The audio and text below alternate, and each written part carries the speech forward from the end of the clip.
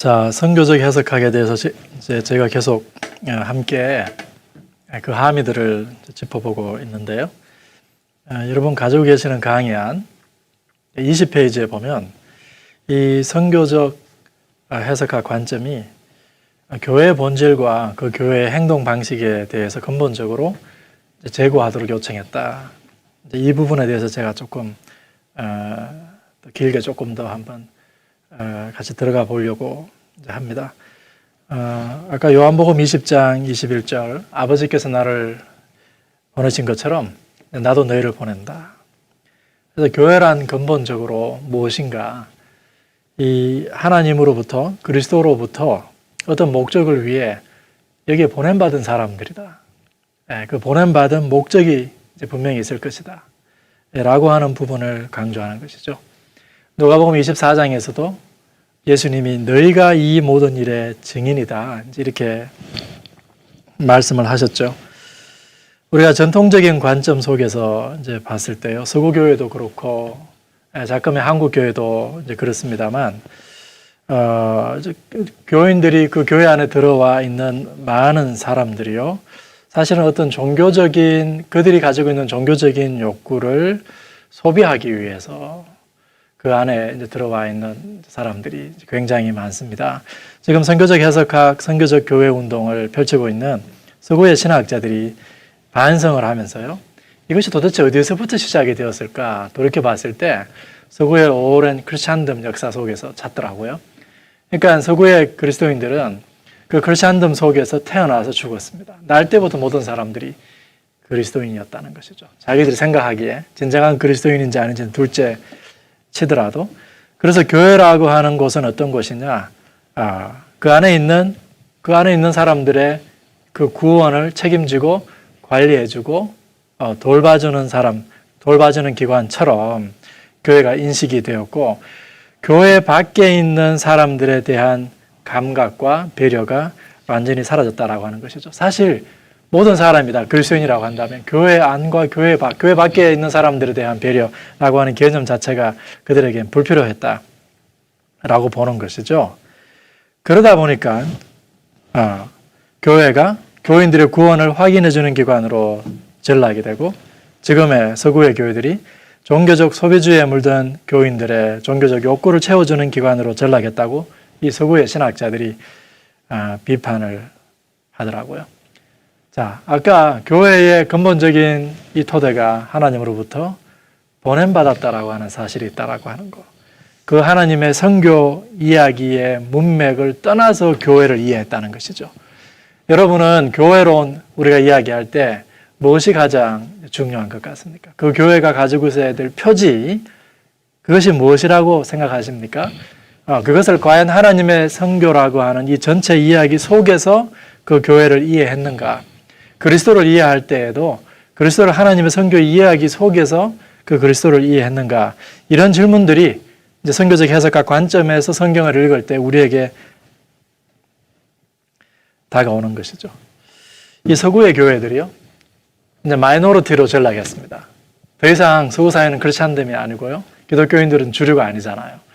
마이너리티로 전락하고 난 다음에 비로소 서구의 그리스도인들이 이제 발견한 것은요, 신약 성경의 이 1세기 기독교 공동체 있죠? 이들도 그 사회 속에서 마이너리티였다라고 하는 겁니다. 소수 집단들이었다라고 하는 것이죠. 그러면 소수 집단으로 그 기독교 신앙의 적대적인 사회 속에 살고 있는 그들에게 사도들은 그들에게 무엇이라고 말했는가? 그 사회 속에서 보냄받은 공동체로 어떻게 살라고 그들에게 명령을 주고 있는지, 계속해서 선교적 공동체, 정인 공동체로서의 정체성을 유지하기 위해서 그들에게 무엇을 요구했는지, 이러한 부분들에 대해서 우리가 눈여겨 봐야 되겠죠. 비로소 그러한 선교적 해석학 관점에서 그러한 부분들을 이제 눈여겨보게 된 것입니다. 하나님 선교를 위해 보냄받은 정인 공동체가 어떻게 그 소명을 감당할 것인가? 아까 우리가 중요하게 제가 강조를 했습니다만, 그 정인 공동체의 구별된 삶. 여러분 신약의 문서들 읽어보면요, 일관되게 이것을 강조합니다. 베드로 전서 2장 9절에서 내가 택하신 족속 왕같은 제사장 거룩한 나라 이야기하면서요, 그 교회의 본질이 그들을 어두운 데서 불러내요. 그의 기이한 빛에 들어가게 하시니 아름다운 덕을 선포하는 것이다. 이렇게 이야기하죠. 예, 선교적 공동체로 증인으로 보냄받았다. 이야기를 다시 그렇게 해주고 있죠. 그런 다음에 바로 뒷구절에서요. 뭐라고 하고 있냐면요. 성도들에게 육체의 정욕을 제어하라고 부탁하면서 결정적으로 이방인 중에서 행실을 선하게 가져. 행실을 선하게 가져. 너희를 비방하는 자들로 하여금 너희 선한 일을 보고 하나님께 영광을 돌리게 하려 합니다. 너희를 비방하는 자들이라도 너희 선한 일을 보고 하나님께 영광을 돌리게 하려 합니다. 예수님의 말씀인 동시에 베드로의 말이죠. 여러분, 제가 강의 안에 22페이지에 적어놨습니다. 그래서 바울도요, 계속해서 그의 편지 가운데에서 그리스도인다운 삶, 그게 왜 중요하다고요? 그거 자체가 정언이 되기 때문에 그렇다는 것이죠. 그래서 에베소서 4장에 보면 내가 부르심을 받은 일에 합당하게 행하라. 빌립보서 1장에 보면 그리스도의 복음에 합당하게 생활하라. 골로새서 1장에도 주께 합당하게 행하라. 데살로니가 전서 2장에도 너희를 부르사 자기 나라와 영광에 이르게 하시는 하나님께 합당히 행하라. 데살로니가 후서 1장 11절에 기도 제목 가운데 하나님이 너희를 그 부르심에 합당한 자로 여기시기를 내가 기도한다. 다시 말해서 교회가 어떠한 삶을 살아야 할지에 대해서 바울이 끊임없이 권면하고 있다라고 하는 것입니다. 그래서 레슬리 뉴비기는요, 교회야말로 복음에 대한 최고의 해석이다 이렇게 하겠습니다. 복음이 무엇인지 묻는 사람이 있다면 교회를 보게 하라고 하는 것이죠. 비슷한 맥락에서 마이클 고인은요, 교회를 하나님의 복음에 대한 살아있는 주석이다 이렇게 이야기했습니다. 우리가 선교적 관점에서 성경을 읽으면 이 교회의 존재 방식, 공동체 전체가 가지고 있는 성품은 어떠하고 그 교회 공동체가 존재하는 방식은 어떠하고 어떻게 행동해야 되고 이러한 부분이 우리에게 굉장히 중요하게 다가오죠. 우리는 이것을 윤리라고 그냥 한마디로 이야기하고 구원론 컨텍스트에서만 그것을 자꾸 읽어내려고 한다라고 하는 것이죠. 그러한 행함은 구원받는 데는 불필요하지. 자꾸 이러한 신학적인 귀결로 우리가 축소되게 된다라고 하는 겁니다. 이제는 우리가 인간의 존재와 인간의 행위가 구분된 것이 아니다. 인간의 정체성과 그 정체성에 부합한 삶의 방식이 다른 게 아니다. 인간이 가지고 있는 그 욕구가요, 그 욕구가 당연히 외적으로 드러나는 것이 삶의 방식이죠. 그것이 다른 것이 아니다. 그리고 그 욕구는요, 근본적으로 어디에서 오나요? 우리를 지배하고 있는 어떤 이야기에서 오는 것이다. 그 이야기가 우리 욕구를 통제하기도 하고 어떤 욕구를 더 장려하기도 하고요. 그래서 그 이야기 속에서 우리는 욕구를 따라 우리 삶의 방식을 만들어 나가는 것이거든요. 하나님의 선교 이야기 속에서 우리는요, 그 하나님의 세상 회복과 신실하심에 매료되죠. 그래서 그 하나님의 의로우심과 그 하나님의 사랑에 우리가 붙잡혀서 그리스도가 말하는, 바울이 말하는 것처럼 그리스도의 사랑이 우리를 강권하시는도다. 우리를 휘어잡는도다.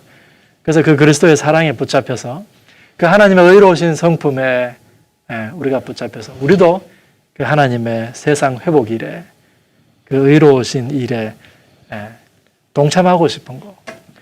이 욕구와 이 전체 이야기와 그러한 삶의 방식은 이것이 하나의 패키지다라고 하는 것이죠. 이것을 우리가 지나치게 전통적인 신학 속에서 다 잘라놓은 것이 아닌가. 이야기 속에서 그 올바른 컨텍스트 안에서 이해해야 될 그 윤리든지 구원이든지 복음이든지 복이든지 그걸 다 이야기 문맥을 다 해체시키고 그것을 그냥 따로 그냥 그것 자체대로 이해하려고 했던 것이 아닌가라고 하는 반성이 드는 것이죠.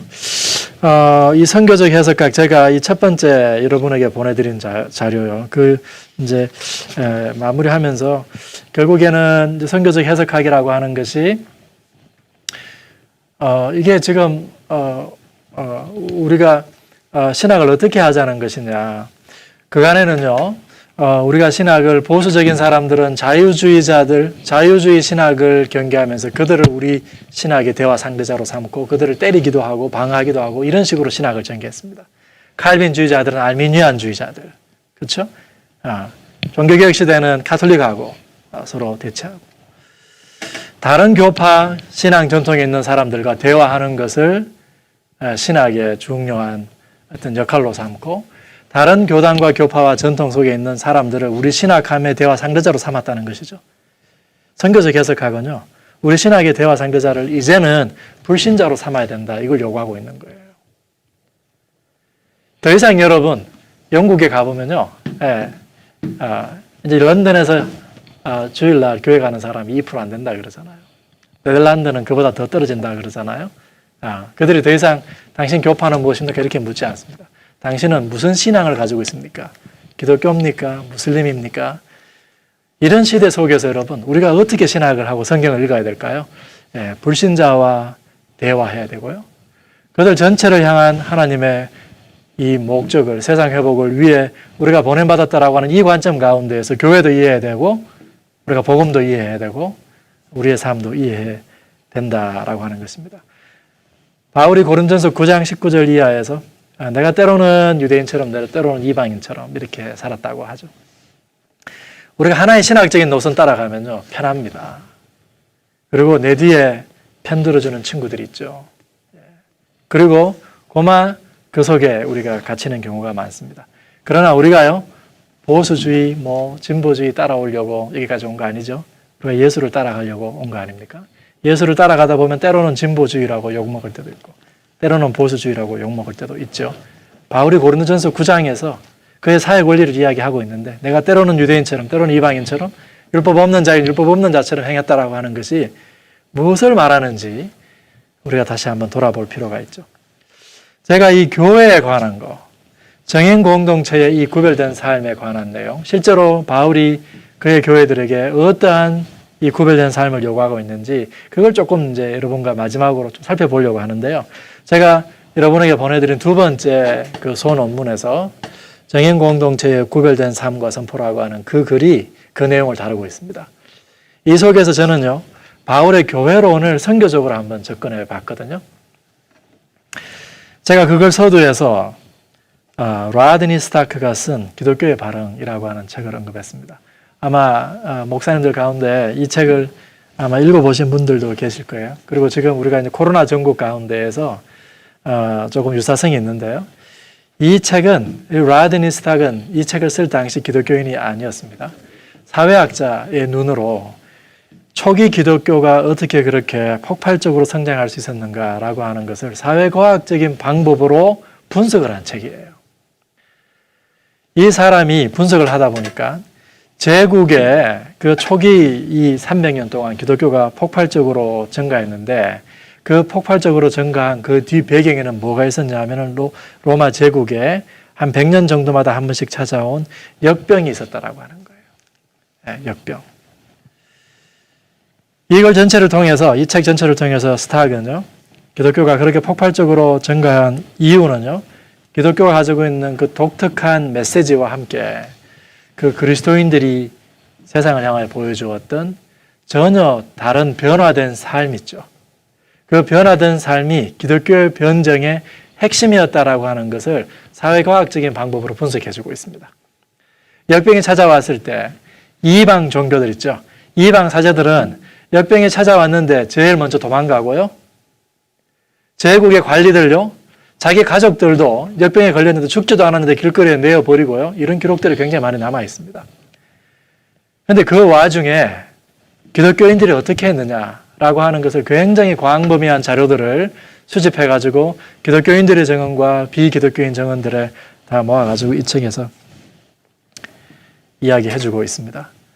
놀랍게도요, 그리스도인들이 헌신적으로 그리스도인 공동체 가운데에서 역병에 걸린 사람들을 돌보고, 역병에 걸린 사람들을 지금도 그렇습니다만 초기에 열이 나기 시작할 때 돌보는 거 중요하지 않습니까?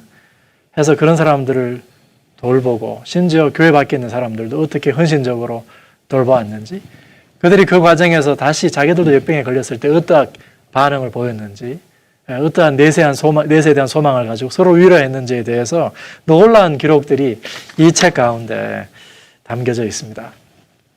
제가 이 책 읽으면서요, 과연 교회의 표지란 무엇인가 생각하게 됐거든요. 교회의 표지 이야기하면 여러분 생각나는 것들이 있죠. 종교개혁자들이 우리에게 복음 선포와 세례 성찬, 이게 교회의 표지다. 우리에게 이야기해 줬습니다. 맞죠? 네, 교회의 표지입니다. 그런데 이것이 가지고 있는 공통점은요, 제가 생각해 봤을 때 이제 두 가지인데요. 첫째는 교회 안에 있는 사람들의 관점에서만 본 교회의 표지들입니다. 강단에서 복음을 제대로 선포하고 세례성찬, 교회 안에 있는 사람들이 파악할 수 있는 교회의 표지이고요. 또 한 가지는요, 이거 다 목회자들이 하는 일이에요. 그렇죠? 근데 우리가 신약 성경을 읽어보면요, 교회 밖에 있는 사람들도 교회가 어떠한 곳인지, 그리스도인 공동체가 어떠한 사람들인지 아주 쉽게 식별할 수 있었습니다. 1세기 사람들이. 왜냐하면 그들이 보여주고 있는 분명한 외적인 표지들이 있었기 때문이죠. 그들이 그러한 외적인 표지를 상실했을 때 바울이 베드로가 다시 편지를 써가지고 내가 이러한 그리스도인됨을 회복해야 된다라고 계속해서 권면해 준 내용들이 있었던 것을 우리가 이제 볼 수가 있습니다. 선교적 해석학의 몇 가지 중요한 흐름 가운데 제가 지난번 앞서 두 번 강의에서는 크리스토프 라이드하고 이 브라운슨의 이해를 중심으로 여러분에게 이제 강의를 했는데, 선교적 해석학의 또 다른 중요한 이 통찰은요, 관점은요, 성경이 하나님의 선교에 대해서 우리에게 기록해 줄 뿐만 아니라 성경 자체가, 성경의 각권 자체가 하나님의 선교의 중요한 도구가 되었다라고 하는 관점이에요. 성경 각권이 하나님 선교의 중요한 도구였다. 하나님 선교를 위해 보냄받은 사람들이 그들이 선교적인 정체성과 정인 공동체됨을 상실했을 때 이 성경의 편지를 보냄으로 그들로 하여금 다시 그 공동체의 정체성을 회복하도록 하는 도구가 바로 이 신약의 문서들, 구약의 각권 성경책이었다라고 하는 관점이에요. 그리고 이러한 관점 가운데에서 그들이 보냄받은 문맥은 어떤 문맥이었는가, 컨텍스트가 어떤 컨텍스트인가, 그들이 어떻게 왜 선교적 정체성, 정인 공동체됨을 상실했는가, 그리고 그들에게 들려주는 이 저자의 정인 공동체를 회복시키기 위한 전략은 무엇인가, 이런 관점에서 성경을 읽자라고 하는 또 하나의 흐름이 선교적 해석학 흐름 가운데 존재하고 있습니다. 제가 이 관점 가운데 이러한 이제 통찰들을 가지고 남은 시간 동안 강의를 좀 하겠는데요. 이 통찰 가운데에서 먼저요, 우리가 성경을 읽을 때 각각의 정인 공동체가 보냄받은 그 선교적인 자리와 컨텍스트 있죠. 배경에 대해서 관심을 우리가 가지게 되어 있습니다. 정인 공동체가 그들의 정인됨을, 선교적 정체성을 상실한 이유가 있거든요. 1세기에 그리스도인 공동체는 다 소수 집단이었습니다. 그 소수 집단을 둘러싸고 있는 주류 사회가 있죠. 제국이 있습니다. 그리고 그 주류 사회와 제국을 지배하고 있는 이야기가 있습니다. 세속적인 이야기가 있는 것이죠. 세속적인 내러티브가 있다라고 하는 것입니다. 여러분, 고린도 교회 한번 보세요. 제가 여러분에게 나누어 드린 세 번째 논문이 있는데, 고린도 후서 선교적으로 읽기라고 하는 글인데, 제가 최근에 고린도후서 어떻게 읽을 것인가, 그리스도의 편지로 보냄받은 사람들, 3장 3절이죠. 그리스도의 편지다 너희가. 그리스도의 편지로 보냄받은 사람들. 이제 이 책을 하나 제가 썼는데, 그 책의 머릿말이에요. 제가 여러분에게 보내드린 자료가. 그 머릿말에서 제가 선교적 해석학에 대해서 간략하게 제가 설명을 하고, 고린도 후서에서 제가 이러한 질문들을 가지고 고린도 후서를 읽어 나가겠습니다 설명했어요. 첫째는 고린도 사람들을 지금 지배하고 있는 고린도의 세속적 내러티브가 뭐냐? 고린도 교회가 바로 그 세속적 내러티브에 잠식당했거든요. 그걸 먼저 규정하고 그 속에서 이 편지를 읽어 나가자는 거예요. 그 속에서 이들이 선교적 정체성을 상실했습니다. 두 번째는요, 그렇게 선교적 정체성을 상실한 고린도 교회 성도들의 그 정인된 정체성을 회복시키기 위해서 바울이 들려주는 이야기는 뭐냐? 바울이 무슨 이야기를 들려주느냐? 바울은 그들에게 다시 그 공동체를 형성한 토대가 되는 이야기이자 그들을 세상으로 보냄받은 그 하나님의 선교 이야기를 고린도후서 안에서 다시 해주고 있습니다. 고린도후서는 그 하나님의 선교 이야기를 어떻게 들려주고 있는가? 그게 이제 두 번째 굉장히 중요한 대목이죠. 그리고 세 번째, 그 하나님의 선교 이야기 안에서 고린도 교회는 그 고린도라고 하는 구체적인 컨텍스트 안에서 어떻게 정인으로 살아갈 것인가? 어떠한 새로운 삶을 살면서 증인으로 살아갈 것인가? 바울이 구체적으로 그들에게 명하는 바는 무엇인가? 그걸 이제 재구성하는 것이죠. 내가 어떤 공동체가 될래? 이 질문이죠. 크게 이 세 가지 질문들을 따라가면서 제가 고린도후서 전체를 읽었는데 머릿말에서는 그걸 한번 정리를 한번 해봤습니다. 그래서 그 정리한 거 한 7페이지, A4로 한 7페이지 정도를 여러분에게 이제 보내드렸으니까 여러분 참고하시면 좋을 것 같아요. 고린도의 세속적인 내러티브. 그 세속적인 내러티브 속에서 사람들은요, 자기 과시하는 거 좋아하고, 경쟁하는 거 좋아하고요. 그래서 그 속에서 이제 경쟁하면서 분파를 만들어서 경쟁하고, 고린도 전서부터 교회가 분파로 나누어져 있었죠. 성령의 연사 받으면 그것마저도 가지고 자기 자랑하고, 그렇죠? 그리고 자기가 가지고 있는 특권 과시하고, 그 교회 유지들은요, 종들하고 같이 성만찬도 같이 나누지 않고, 종들하고 겸상하는 것은 굉장히 주인들에게 수치스러운 일이었거든요. 그리고 마음껏 육체의 쾌락을 고린도가 사람들이 그래 왔던 것처럼 육체의 쾌락을 즐기고, 여러분 이것이요 고린도의 전형적인 세속적인 내러티브였습니다. 그 속에서 고린도 전서 문제가 다 나오죠.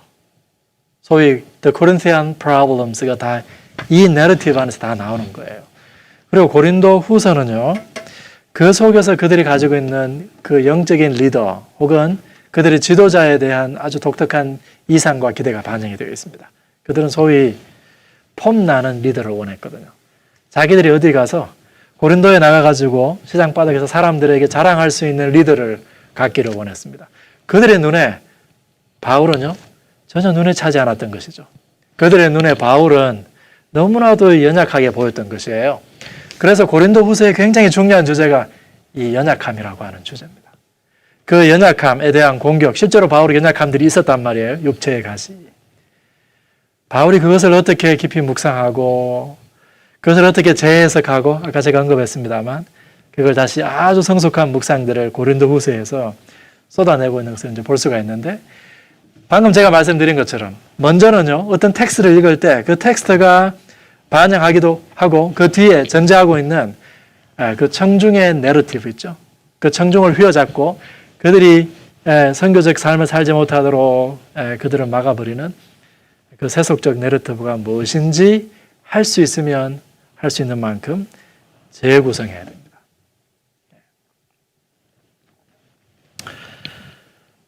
히브리서, 요한계시록, 복음서는 복음서대로 다 우리가 그들의 뒤에 있는 그 세속적 내러티브를 이제 분별해야 되고요.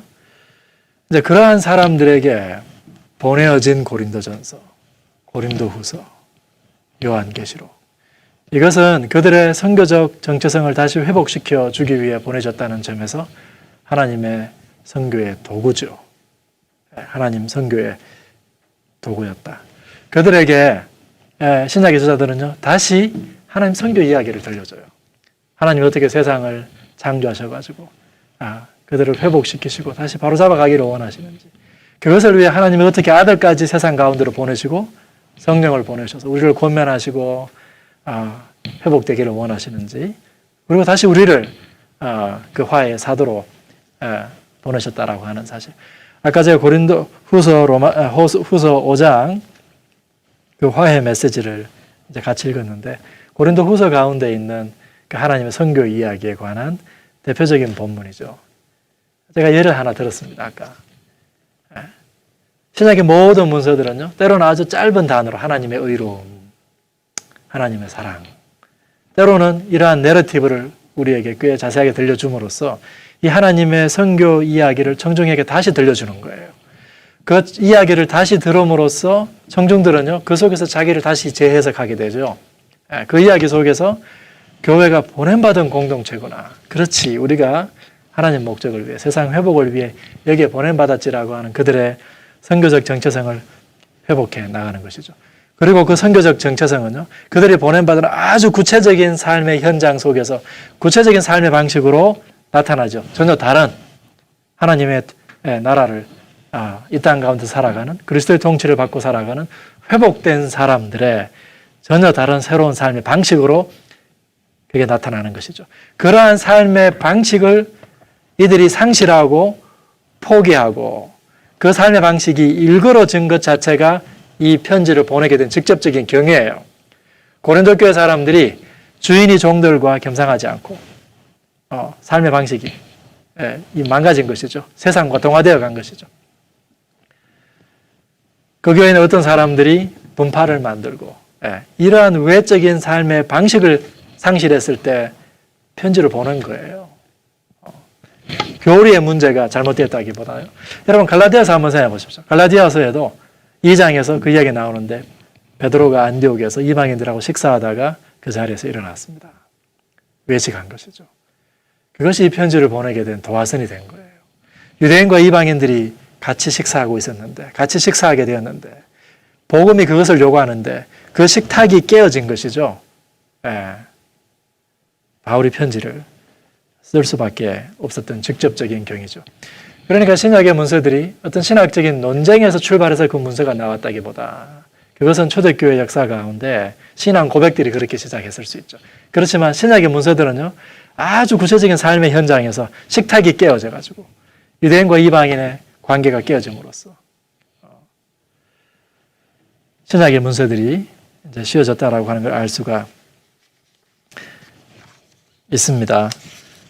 그래서 제가 여러분에게 보낸 그 세 번째 문서 가운데 바울이 고린도 교회가 어떻게 새로운 공동체가 되기를 원하는지 제가 좀 소상하게 정리를 해놨으니까 여러분 참고를 하시면 될 것 같습니다. 바울은요, 그의 편지들 가운데 이제 그 교회가 어떻게 선교적 삶을 살아갈지에 대해서 그 교회 공동체의 외적인 표지들에 대해서 많이 이야기하고 있습니다. 그리고 되풀이하고 있는데요.